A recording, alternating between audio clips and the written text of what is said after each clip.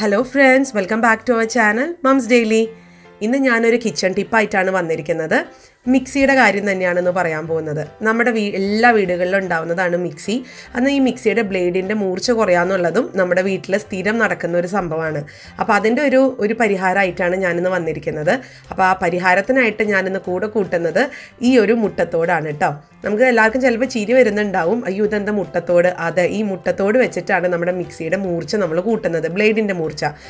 ഈ ബ്ലേഡിൻ്റെ മൂർച്ച കൂട്ടുമെന്ന് മാത്രമല്ല, നമ്മുടെ മിക്സി നല്ല സൂപ്പറായിട്ട് വെട്ടി തിളങ്ങും ചെയ്യും. അതിൻ്റെ അകമൊക്കെ നല്ലതുപോലെ ക്ലീൻ ആവും ഈ ഒരു മുട്ടത്തോട് വെച്ച് നമ്മളൊരു കാര്യം ചെയ്യാൻ പോകുമ്പോൾ കേട്ടോ. അപ്പോൾ ഈ ഒരു മൂർച്ച വയ്ക്കുന്ന ഒരു സംഭവം എങ്ങനെയാണെന്നുള്ളതാണ് ഞാനിന്ന് കാണിക്കാൻ പോകുന്നത്. അപ്പോൾ നമുക്ക് ഉടനെ വീഡിയോയിലോട്ട് കിടക്കാം. അപ്പോൾ ഞാനിന്ന് മിക്സിയുടെ ഒരു ചെറിയ ജാറ്, ഈ ഒരു ചെറിയ ജാറാണ് ഞാനിന്ന് മൂർച്ച കൂട്ടാൻ പോകുന്നത്. അതപ്പോൾ എങ്ങനെയാണെന്നുള്ളതാണ്. അപ്പോൾ അതിനായിട്ട് ഞാനൊരു 3 മുട്ടയുടെ തൊണ്ട് എടുത്തിട്ടുണ്ട്. ഇത് നമ്മളിങ്ങനെ ഓംലേറ്റ് ഒക്കെ ഉണ്ടാക്കുമ്പോൾ പൊട്ടിക്കുന്ന മുട്ടയില്ലേ, അതാണ് കേട്ടോ. അപ്പോൾ അതൊന്ന് കഴുകി വൃത്തിയാക്കി, ഉള്ളും അതുപോലെ തന്നെ പുറവും ഞാൻ കഴുകി വൃത്തിയാക്കി കൊണ്ടുവന്നിട്ടുണ്ട്. ഒരിക്കലും മുട്ട പുഴുങ്ങിയതിൻ്റെ മുട്ടത്തോടല്ല എടുക്കുക, നല്ല ഫ്രഷ് ആയിട്ടുള്ള മുട്ടയുടെ തോടാണ് എടുക്കുക കേട്ടോ.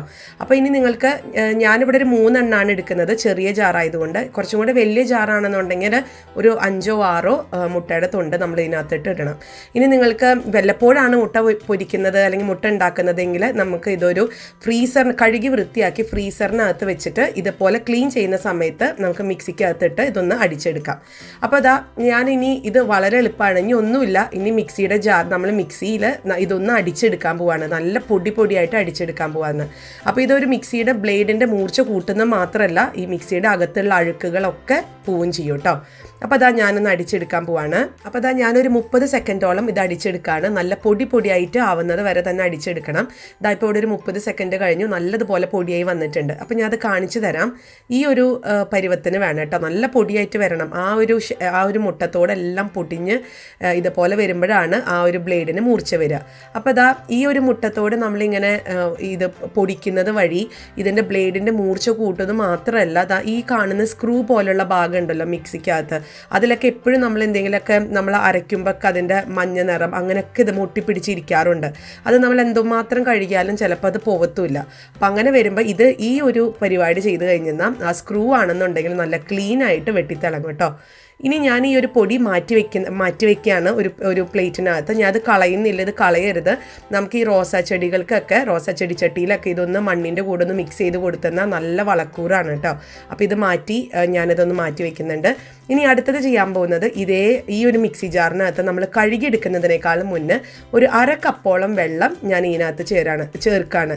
ഇപ്പം തന്നെ നിങ്ങൾക്ക് കാണാം, ആ ബ്ലേഡൊക്കെ നല്ലതുപോലെ ഷൈൻ ചെയ്യാൻ തുടങ്ങിയിട്ടുണ്ട്.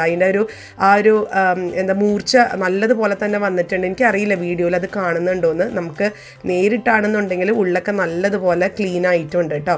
അപ്പോൾ ഈ 2 കാര്യങ്ങൾ നടക്കും. ഇനിയിപ്പോൾ ഞാൻ ഒരു 1/2 കപ്പോളം ഉള്ള വെള്ളം ഇതിനകത്ത്, സാധാരണ പൈപ്പിൽ നിന്ന് വരുന്ന വെള്ളം ഞാൻ ഇതിനകത്ത് ഒഴിച്ച് ഞാൻ ഒന്ന് മിക്സിയിൽ ഒരു 10 സെക്കൻഡ് അടിച്ചെടുക്കുകയാണ്.